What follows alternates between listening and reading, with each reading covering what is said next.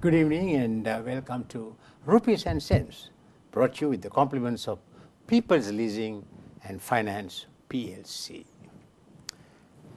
Insurance industry in Sri Lanka is one of the oldest industries in the country. It plays a major role, a vital role in the economy of Sri Lanka as well as in the development activities of the country. In view of its importance, a regulatory and supervising institute was established in the year 2000 known as the Insurance Board of Sri Lanka, commonly known as IBSL. My guest this evening is Mrs. Damayanti Fernando, the Director General of the Insurance Board of Sri Lanka. Welcome to Rupees and Cents, Damayanti. It's good to have you on the program. Thank you, Daya. Damayanti, am I right in saying that the Insurance Board of Sri Lanka is similar to the CBSL or the Central Bank of Sri Lanka that overlooks the banking institutions and financial institutions? Yeah, you're quite right, Daya, in saying so, because the Insurance Board of Sri Lanka was established in year 2000 by the Regulation of Insurance Industry Act to regulate and supervise the insurance industry. Similar to the central bank governing the banks and other institutions and the SEC governing the capital market players, the Insurance Board of Sri Lanka regulates the insurance companies, insurance brokers, loss adjusters and insurance agents operating within the insurance industry of Sri Lanka. So now it's 16 years since this was established. Yeah. But what really made the government to establish this 16 years ago? Yeah, the main objective of establishing the insurance board is to ensure that the insurance business is carried on with integrity and in a professional and prudent manner with a view to safeguarding the interest of policyholders and potential policyholders. Policyholders? Yes. Okay. What in fact are the main functions, the main responsibilities of the Insurance Board of Sri Lanka? Yeah, it's threefold. In the sense, the insurance board regulates the insurance industry.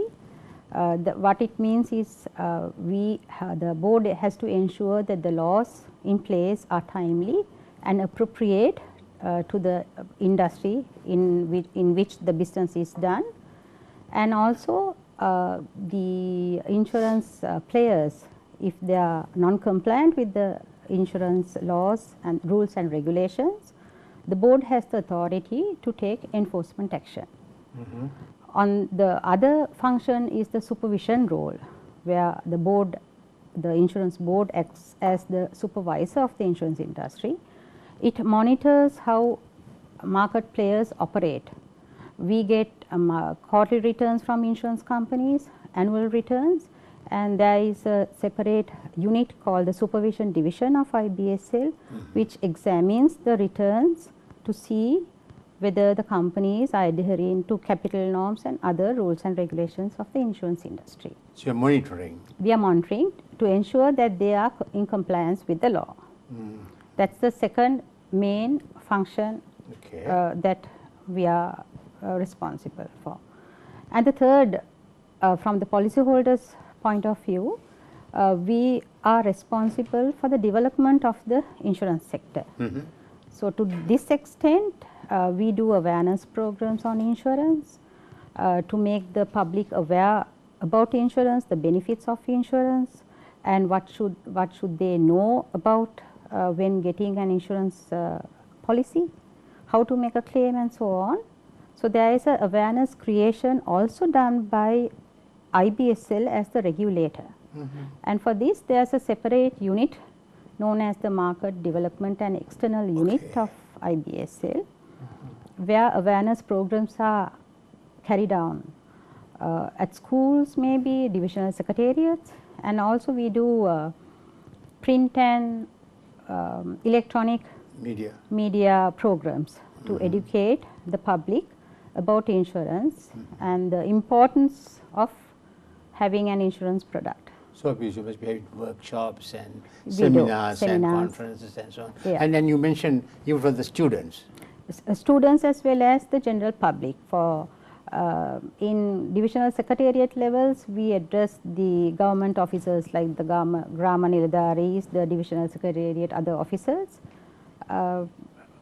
to make them aware about the insurance as well as the regulator, insurance board, because sometimes insurance board is confused with as if it's another insurance company or so, but it's not so. It's similar to the central bank, Right. SEC, any other financial Right. regulator.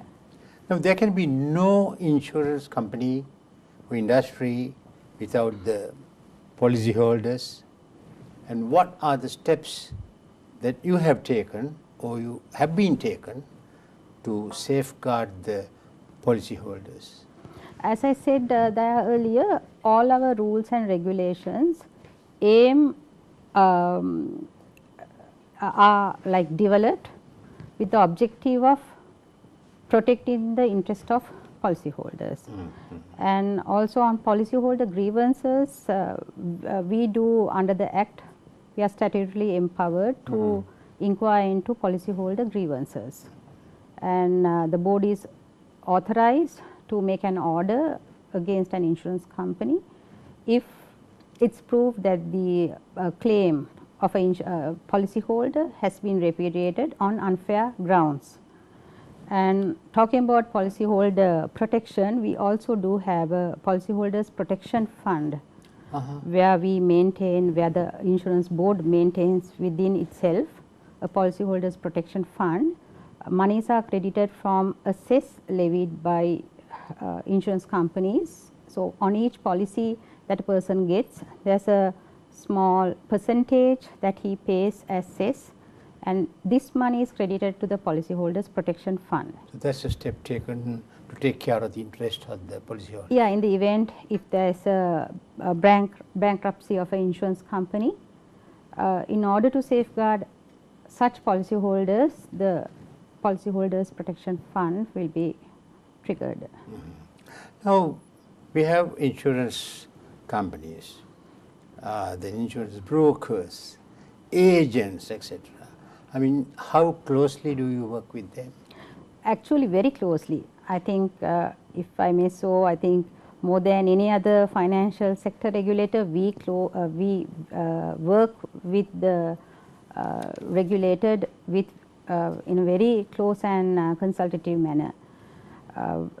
If I say with the insurance companies, we have every quarter we have meetings with the CEOs in order to discuss their issues, and even with the brokers we have periodic meetings. And also if the brokers and the insurance companies, if they have any issue, they make an appointment and come and discuss with us. And at this point I would like to mention that the insurance companies, there's an association known as the Insurance Association of Sri Lanka. So mostly our communications and coordination is done through the Insurance Association, because it's easy. There are 29 insurance companies at the moment, so it's easy to communicate through the association to all insurance companies. Likewise for brokers also, there are 57 brokering companies operating in the market. So there's a Sri Lanka Brokers Association. So similar to IASL, we communicate to brokers through the Brokers Association. Now, like the leasing industry, you know, many years ago the leasing industry was limited to the companies that were dealing with leasing, but now you have finance companies, banks, etc. Likewise, insurance also is now being sort of handled such work by banks and financial institutions. Yeah. How do you look at this? In the sense, it depends on the group structures, because if a particular group wants to have a bank, a leasing company and an insurance company to complement each other's services, it's fine as long as the insurance company, the proposed insurance company is set up separately. And all insurance companies need to be incorporated as public companies under the Companies Act. And there's a minimum capital requirements and other requirements to obtain license. The criteria. There are stringent criteria that an applicant should meet in order to obtain a license as an insurance company. Right. Even if you go to start a finance company, you have, there's a criteria, and so much of money, there has to be a capital like that. Yeah. Right, very interesting. Then we are going to take a short break. Okay. We'll be right back soon after this break, so please stay tuned. Many more important issues are coming up.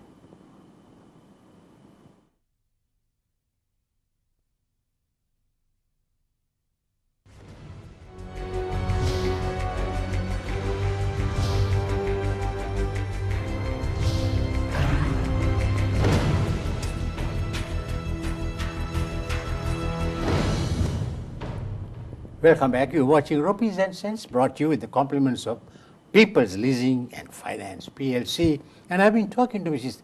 Damayanti Fernando, the Director General of the Insurance Board of Sri Lanka. Damayanti, the Insurance Board, can you tell us about the board? I mean, how many board members are there? How are they appointed? What are their responsibilities? Yeah, there we come under the Finance Ministry. It's an institution which comes and we are responsible to the Finance Ministry. The board comprises of 7 members. Out of the 7, 3 are ex officio members. They are the Deputy Governor of the Central Bank nominated by the Monetary Board. Then from the Finance Ministry, there is a Deputy Secretary to the Treasury. And the third ex officio appointee is the Registrar General of Companies. The other 4 members are appointed by the Honorable Minister of Finance. And out of the appointed members, 1 member is appointed as the chairperson of the Insurance Board. So that's how it operates. And the DG functions as the CEO of the organization and is responsible to the board. And there are few departments like the legal and enforcement, investigations, supervision, finance and admin, and we have like few units like the market development and external relations unit and an actuarial unit. So considering the volume of work that you are handling, you must be having a big staff. I don't say it's a big staff. We have altogether about 45 altogether and about 40 professionals. But with comparing with the number of insurance companies, we have 29 of them and 57 brokers. So comparatively, I wouldn't say it's a big staff, but for the moment, we have about 45. How are you funded? We are not funded by the consolidated fund. There is an annual fee that we charge from insurance companies, a small percentage of their business, which is credited to the fund of the board. And also there is registration fees. If companies want to be licensed as insurance companies and brokers, they need to pay us a registration fee. Do you have to make a payment every year to renew the license? Not for insurance companies. For insurance companies, it's a perpetual license that we grant. But for brokering companies, it's a 1-year registration that we grant, and every year it's renewed. And also there is a renewal fee embedded to the renewal. Yeah. Unfortunately, this time is a very bad time for the insurance companies, with one disaster followed by another. I heard that some of or all our insurance companies are insured against their insurance companies abroad. Is that true? Yeah, that's correct, Daya. No, insurance is all about transferring your risk. So when a policyholder, for an example, if you take a policy, motor policy, you are transferring your risk associated whilst driving to an insurance company. Likewise, the insurance companies need to manage their risk in a sound and prudent manner. So they would in turn reinsure their risk. So they would transfer part of their risk to other companies like reinsurers. So, likewise, the companies, the local insurance companies, they reinsure with foreign reinsurance companies. However, the foreign reinsurance companies must meet with certain criteria stipulated by the board when they enter into reinsurance arrangements with the local companies. And also at this point I would like to mention that the National Insurance Trust Fund acts as a local reinsurer. That's the state. Who controls that fund? The National Insurance Trust Fund is a statutory board. It's a board by itself, similar to the insurance board. It's set up in the same form.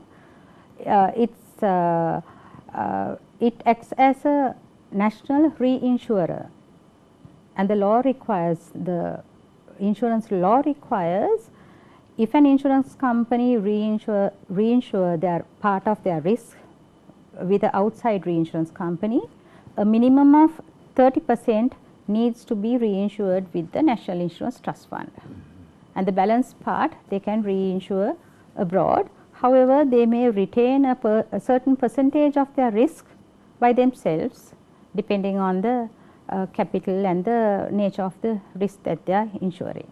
Do you get involved in disputes?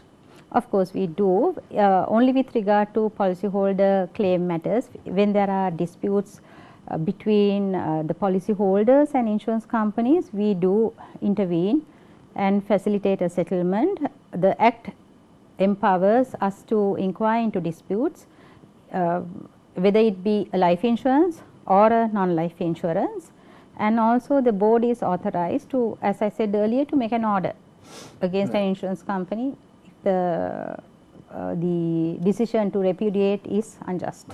Now, if you take banking industry, this is Institute of Bankers, and they conduct examinations, encourage people to study banking. And do you have anything similar to that in your company? Not in our organization, but there is an educational arm within the insurance industry known as the Sri Lanka Insurance Institute. They conduct various insurance exams, and like some of their courses, certain exemptions could be obtained even at the Chartered Insurance Institute level exams. Certain exemptions could be obtained. And also for the agents, the Sri Lanka Insurance Institute conducts a pre-recruitment test. We have the board has authorized the Sri Lanka Insurance Institute to conduct that test. That's a minimum criteria, one of the minimum criteria in order to enter into the industry as an insurance agent. Now, I mean, we had to admit the fact that you are more likely to be sick when you are older than when you are young. But I find that it's almost impossible to get an insurance cover for somebody who is over and above a certain age. But is there anything that can be done to ensure that these elderly people are also given some kind of an insurance policy? It's like this, now insurance, as I said earlier, it's about managing your risk. The insurance companies needs to manage its risk, and there are certain risks that they don't take into their books. But then of course this elderly people's hospitalization cover, that's a matter for us to take forward and consider, at least out of their entire portfolio, at least to have a minimum portion of it for elderly, to cover the sickness of the elders. That's a matter I think we can look at, but theoretically insurance is basically managing the risk, and the insurance companies generally would not want to take on a higher risk to their books. If an insurance policy can be granted to an old car, why can't that facility be extended to somebody who is probably old? Yes, at a higher premium maybe, yes. And also with the reinsurance support, definitely that's a area that we can look into. HIV, is there any sort of a scheme? Yes, there was one company which offered a life cover to HIV infected people. I think it's a good move, but there was reinsurance protection. Any new regulatory issues coming up? Actually, the new regulatory regime was introduced by our Amendment Act number 3 of 2011, where composite insurance companies, that's companies carrying on both life insurance and general insurance business. There were certain companies carrying on business in that manner. Prior to 2015, such companies were required to segregate their businesses into 2 separate companies. And the deadline was February 2015. So, out of there were 12 composite companies prior to 2015. Out of the 12, 9 composite companies have segregated their businesses successfully. In monitoring the activities or the performances of the insurance companies, do you sort of make surprise visits, or do you ask them to come and tell you how they are doing? We don't generally carry out unsurprised visits. We do conduct on-site visits, but with prior notification. Okay. And we require them to keep certain documentation ready as well. But if there are issues and if there are public complaints or policyholder complaints, we do invite them for discussions. Right. This we have been talking about something that a lot of people didn't know much about. Yeah. We are most grateful to you, Damayanti, for participating in this discussion despite your heavy schedule of work, and I wish you and with the board all the very best. Thank you. Thank you to Daya. Thanks a lot. With that, we conclude Rupees and Cents tonight, and we'll be back again 2 weeks from today at 10 p.m. right here on ITN. Do join us then. Good night.